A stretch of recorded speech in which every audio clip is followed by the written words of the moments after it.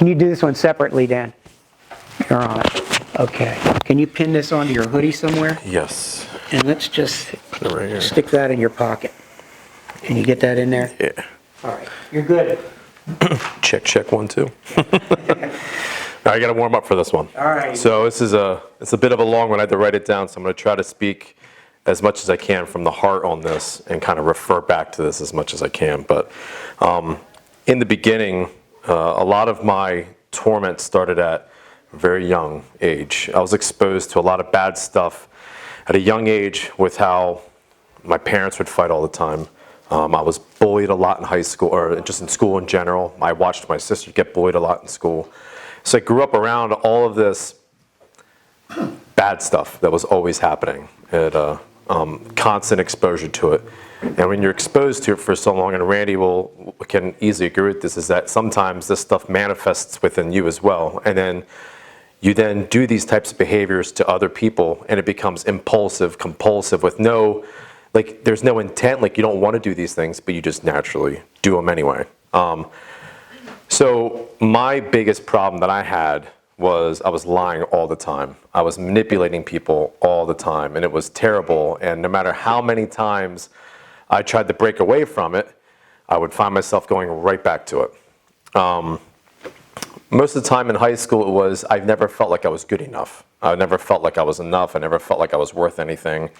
So I kind of had to like mold stories together. I had to kind of create like a personality that I was here when really I was here. But essentially this should have been good enough, not that.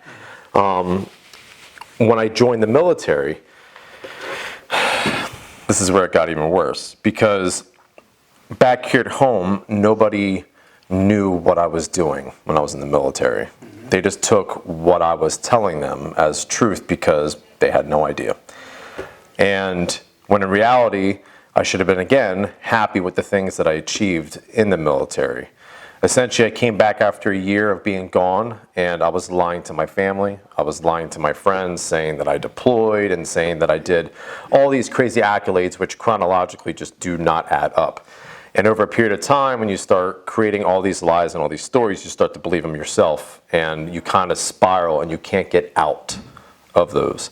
And I believe God on numerous times have tried to get a hold of me, and I kept resisting it because, like this stuff, I was too busy trying to be in control and not letting Him control my life, not letting Him in to then mold me to where I need to be. So I kept lying to people. I kept telling them more stories, and these stories kept getting overwhelming, and I was losing friends, I was losing loved ones. My family kept trying so hard to get me to go from that to be better, and I kept finding myself crawling back into this every single time, up until recently.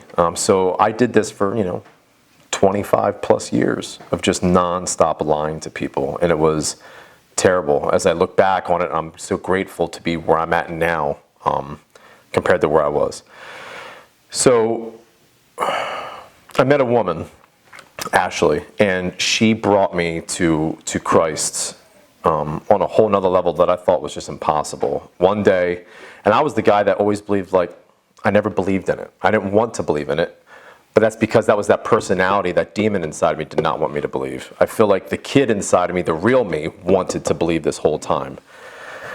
So when she invited me to church, I felt like that kid in me was like, just go. And then I was just like, yeah, I'm going to go. Like, just something told me to go. And I went, and that day sticks in my head forever because I felt the day that was the Holy Spirit came over me. I was in church, and there was a song that came on called Glorious Day. Some of you may know it.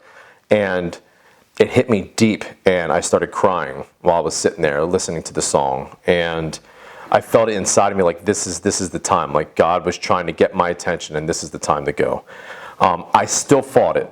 2 weeks after that, I kept fighting with it, and I felt like God used that moment to get inside of me and wake up that kid that wanted to get out. And I stumbled on a lie, and I got caught in it, and it cracked everything. It rocked the entire foundation that I had with Ashley, even though that foundation was fake. But it was Him coming in saying, listen, you're done with that.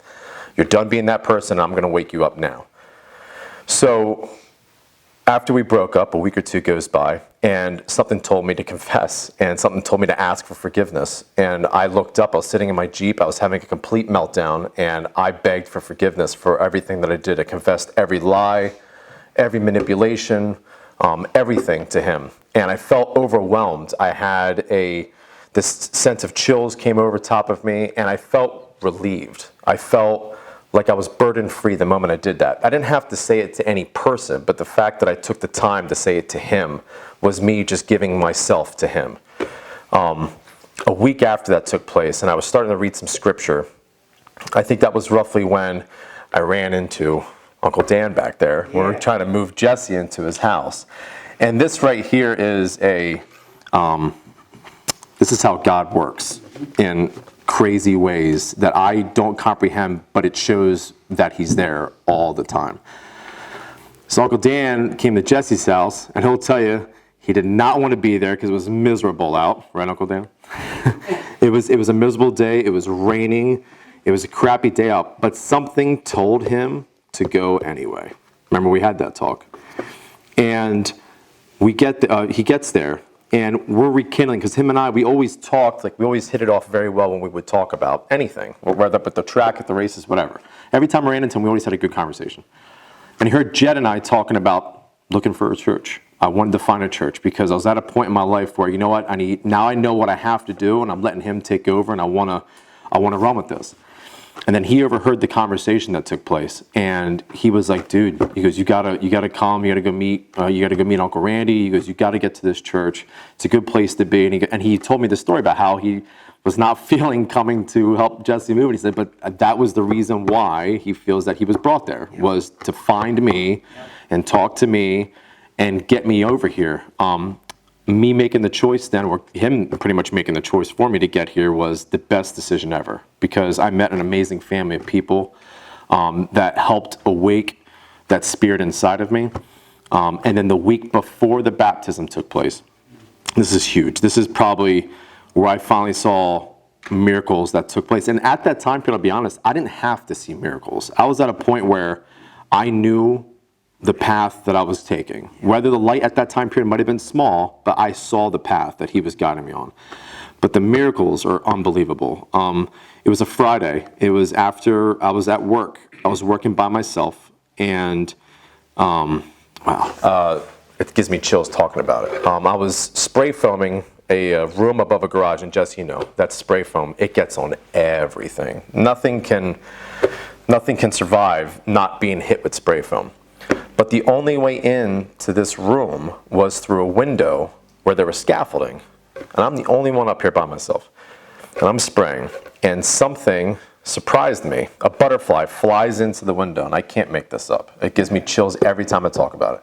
But this white butterfly flies into the room and lands on my gun while I'm spraying, and just stops there. And I stopped dead in my tracks. I couldn't move. It like fluttered its wings, and then it took back off. And I'm like, it came through the spray foam mist in the air, lands on my gun, and then flies back out that window, and I stopped. And I felt like I was visited by God at that point in time. I felt like that was it. Like he was sitting there saying, you know what, I have you. I have you, and I will always have you. And I broke down and I cried. 10 minutes later, that whole week, I was praying that my ex now would have reached out to me and talked to me through this whole time period, because everything was changing so quick. I didn't know how to explain it. I didn't know how to go about it. 10 minutes later, she calls me, and I didn't hear from her in like 2 weeks, which was huge. And the fact that he came, then she calls me. That was two big miracles back to back. Her apologizing for stuff, I'm apologizing for stuff. It was just that was like the moment. But then the cherry on top, which I chalk up to him 110%, is that same day I get home from work, or I'm on my way home from work, and I get a phone call. I pull over, and I've been applying for houses and apartments left and right. And I was getting turned down because somebody else just happened to make a little bit more money than I did, or was more stable than what I was. And the house that I applied to, the first time that I moved with my friend Justin, they called me and said, I got the house. All on the same day that I was visited by him on that Friday. And that was it. I surrendered everything that I had. And I go back to the parable, or not parable, but whatever it is, with Peter, the fisherman. You know, I go back to him because here's a man who he was doing some bad things. I think he was fishing on Sabbath when nobody else was to try to make up his debt. And he saw Jesus on the beach, and he came over and he wasn't catching fish at all. And Jesus simply said, just throw it out the other side. Throw your net out the other side. And he goes, and you'll catch fish. And his boat was filled with fish. And Peter threw himself down at Jesus that day. And he sat there and told him, he goes, I will do whatever it is that you tell me that you need me to do. And Jesus simply said, follow me. And that's where I was at, because he did a huge miracle for me. And that's all I've done since, was follow him. And he's rewarded me every single day. I mean, some days are harder than most. But one power that he did give me was the ability to release any type of burden that I have. If I have anxiety, if I have depression, and I wish the world knew about this, because psychopharmacology wouldn't exist if that was the case. Right. But he gave me the ability that when I had anxiety or depression, or I'm worrying about something, all I say is, this is all I say every time, and it works. I'm like, Lord, you take this. I'm done with it. I do not want to deal with it. I don't want the stress. You take it. And then instantly, I feel 10 times better than what I was. That's what he has given me. And then being a fisherman, he allowed me to be a fisher of men, where just again with Peter, he was going to bring people to Christ and to God. And it's amazing being able to sit here and do my testimony in front of one of my best friends, and that was huge. The fact that he's even here, the fact that I've made good friends outside of this, and want to keep, spreading the word. Bringing Jed was huge for me. I talked to my brother a couple nights ago, and this is a guy who was, again, very much against God, because his firstborn died at a very young age. So he blamed everything on God. But we got to talking, and I just told him simply that it just wasn't meant to be, and he needed her, and you needed to go through that path to then have the boy that you have now. There's a reason for everything, and he's now wanting to come back to church.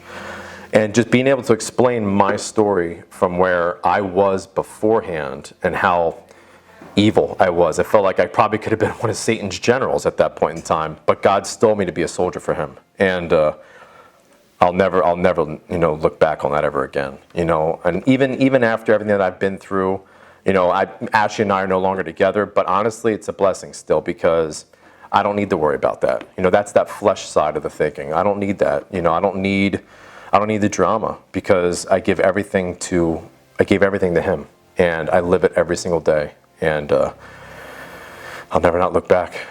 He's like I shared earlier today. It's I feel like a giant, but I'm walking in the shadow of the Almighty, and I'll never not walk in His shadow. I'll always be with Him. He holds my hand every day. I think we talked earlier that it was I feel like our lives are like hurricanes. He's dragging you along through those winds, but in the middle is that calm, and you get to that. And sometimes you slip back out to those winds, but as long as you don't lose grip of His hand, He always brings you back.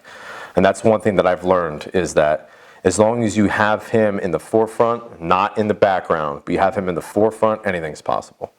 So, but that's my testimony. So, didn't even need this. Thank you, sir.